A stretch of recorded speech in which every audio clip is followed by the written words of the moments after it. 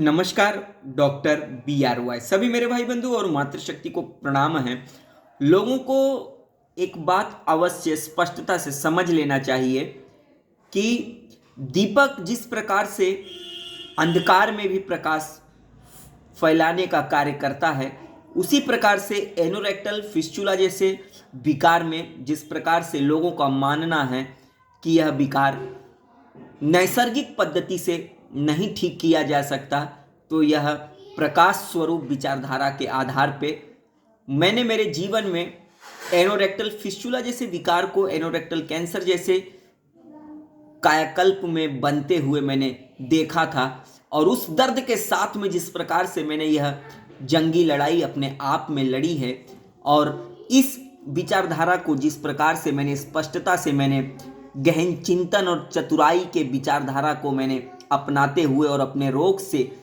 अपने शरीर को फिर से मैंने पूरी तरह से स्वस्थ स्वरूप में पाने की जो मैंने एक प्रक्रिया और विचार को मैंने अपनाया है, और उसी विचारधारा के आधार पे मैं अपने सभी भाई बंधुओं को और विश्वव्यापी परिवार को एक बात में अवश्य मैं कहना चाहता हूँ कि लोग भले ही कितना भी सोच लें कि यह रोग मशीन आधारित और किसी भी ऑपरेटिव प्रोसीजर के बगैर किसी भी पद्धति में नहीं ठीक किया जा सकता, तो आप लोग मुझसे अवश्य संपर्क करें। और यह मेरा दावा है और यह मेरा हकीकत है और यह मेरा अनुभव बोल रहा है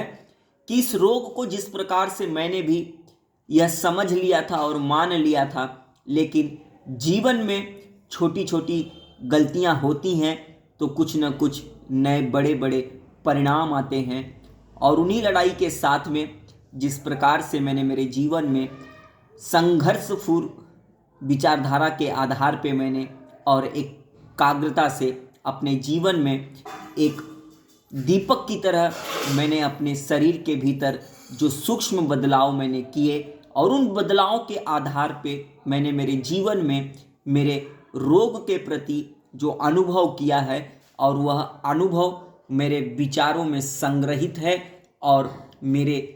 इस विकार में जिस प्रकार से मैंने उसे पूरी तरह से उपयोग किया है, और एनोरेक्टल फिस्चुला जैसे रोग में मैंने मेरे जीवन में बहुत सारे बदलाव के साथ में जो मैंने जीवन जिया है, मैं चाहूँगा कि यह उपचार वास्तविक स्वरूप में ज्ञान आधारित होना चाहिए, क्योंकि हम बड़े से बड़े विकार को भी ज्ञान से मोड़ सकते हैं, और ज्ञान ही जीवन में आनंद है। और इसी आनंद के साथ में धन्यवाद। Doctor BRY।